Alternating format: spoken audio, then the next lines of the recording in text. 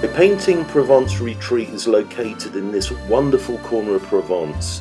It's along the Côte d'Azur, a favourite of Picasso. He lived in Mougins, which is just up the road from my retreat.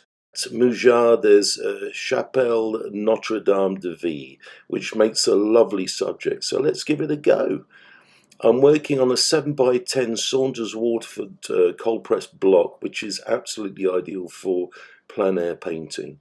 Now mapping out the composition in pencil, getting all the shapes right. Remember to get verticals and horizontals working well.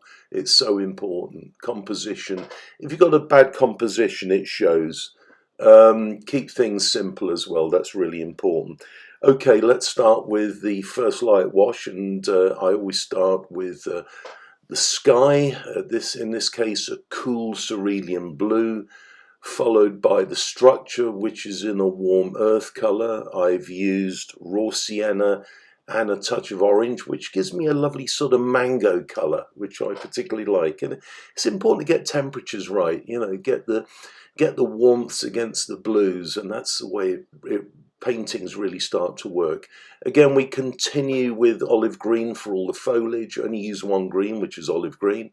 Adding a little bit of blue to some of the green, and then we finished the first light wash. We're now going into the detail phase, and this is where we start adding a little bit of detail and calligraphy and get in some shapes, remembering where the light is coming from.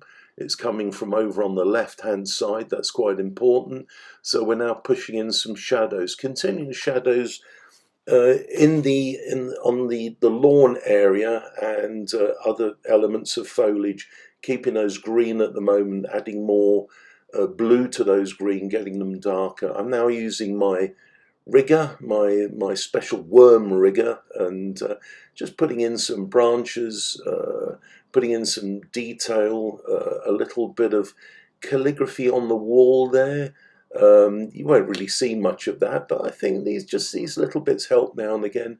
Putting in some windows with the rigger as well, keeping things very, very simple. And there we go. We've basically coming to the end of the middle phase. All that remains, I suppose, is mixing up that lovely shadow wash, that purple shadow wash of ultramarine and alizarin crimson, making sure that it's more blue than it is red. That's very important.